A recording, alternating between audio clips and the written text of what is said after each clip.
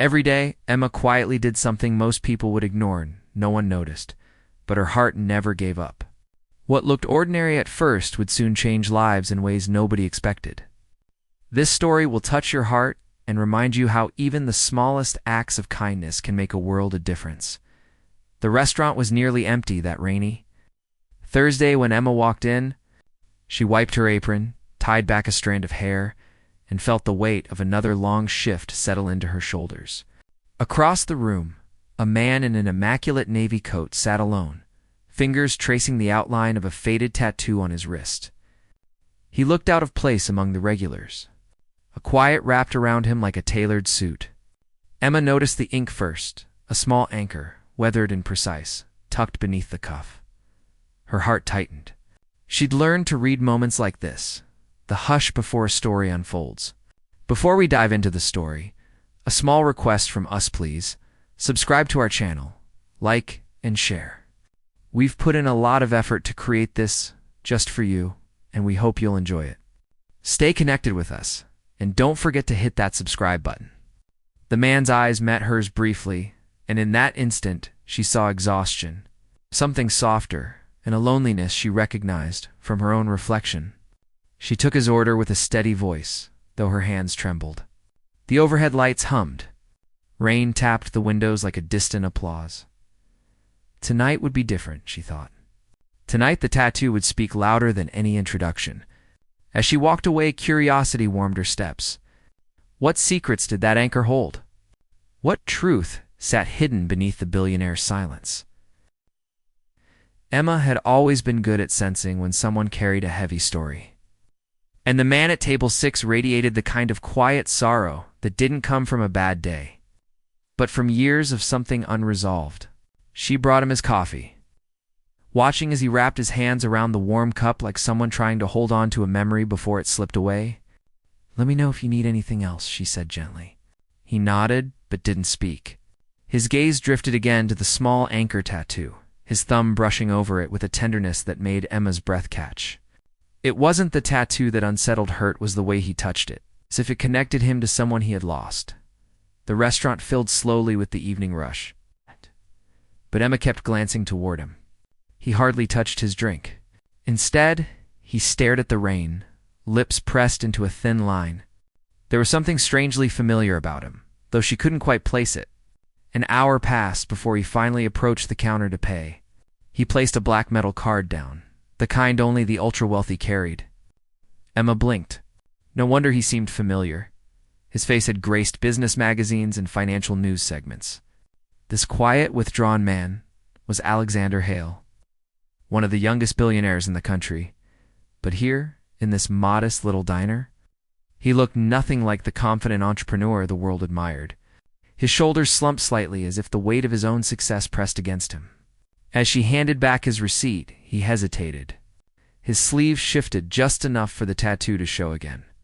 Emma couldn't stop her eyes from lingering on it. "Anchor, huh?" she said softly, offering a small smile. "Looks meaningful."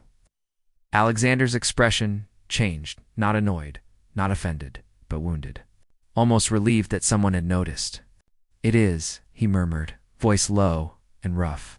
"It belonged to someone important." Emma felt a quiet ache ripple through her. She sensed she had touched a fragile corner of his world, and she didn't want to overstep. But the way he looked at her, almost pleading for something he couldn't express, told her he didn't mind being seen tonight. Before she could respond, a loud crash echoed from the kitchen. A tray had fallen.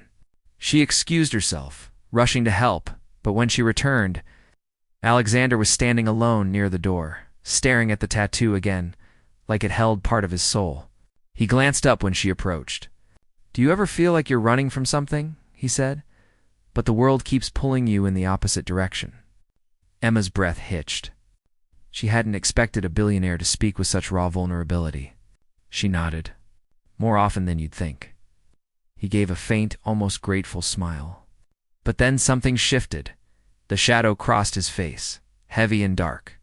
"My father used to say anchors were a reminder of where you come from," he said quietly. "But sometimes where you come from is exactly what you're trying to escape."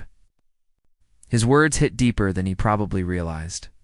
She had her own past she didn't dare revisit, memories she kept tucked away like fragile glass. Before she could answer, the diner door swung open and a group of customers entered, pulling her away. When she looked back, Alexander was gone, but he hadn't taken his receipt.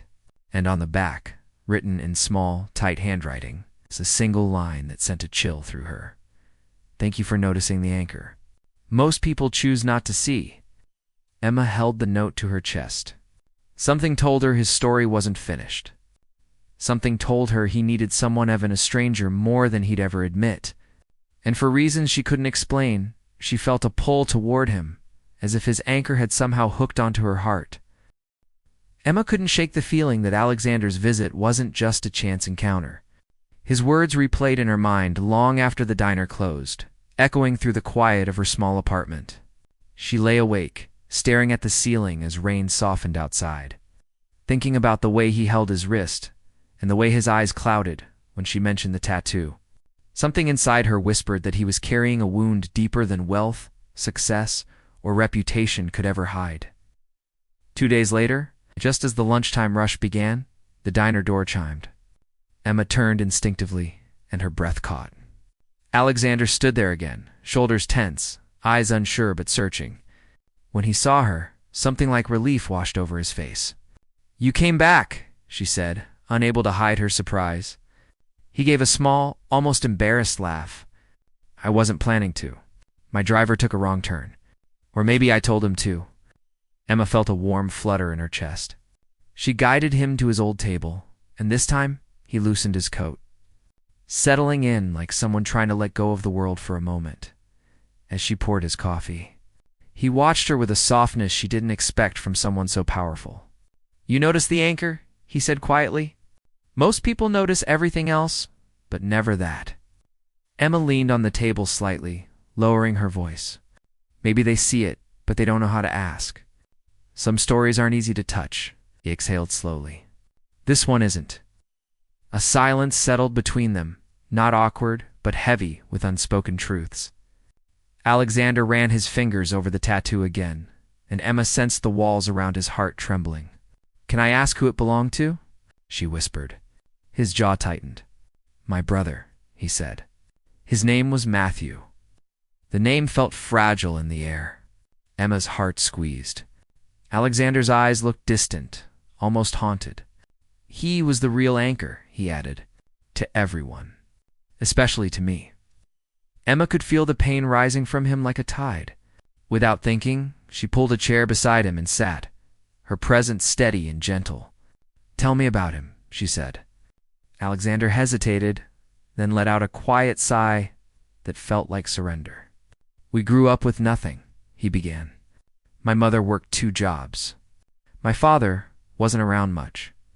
Matthew was older, stronger, and braver. He used to say that we were a team, no matter how hard things got. He kept me grounded when the world felt too heavy." A faint smile lifted on his lips. Emma leaned in, listening deeply. "When I started my company," he continued, "people called me a visionary. But the truth? It was Matthew who pushed me to try. He believed in me long before I believed in myself." Emma felt a warm ache in her chest. The billionaire sitting beside her wasn't the polished figure from television. He was a grieving brother, held together by memories. "He died 3 years ago," Alexander whispered. "Suddenly. I wasn't there. I was in a meeting halfway across the world dealing with numbers while he needed me." His voice cracked. Emma reached out instinctively, placing her hand over his. A soft, trembling breath escaped him, part pain, part relief. In that shared moment, something shifted between them. Not romance. Not an obligation. Just 2 souls, unexpectedly tethered by the quiet understanding of loss. For a long moment, Alexander didn't move. His hand remained beneath Emma's, his breathing uneven, as if releasing years of grief he had forced himself to carry in silence. The diner's soft clatter faded into the background. It felt as though the world had paused, allowing him the first real moment of honesty he'd had in years. "I always thought success would make the pain easier," he murmured. "I kept telling myself I was building everything for him to make him proud.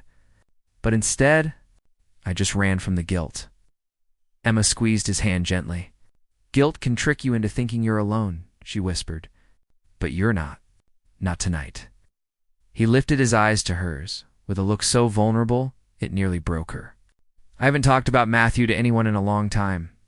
People around me, they only see the billionaire. They don't see the boy who lost his best friend. Emma smiled softly, her voice a comforting hush. I see him. I see both of you. Something inside Alexander loosened. His shoulders relaxed for the first time since she'd met him.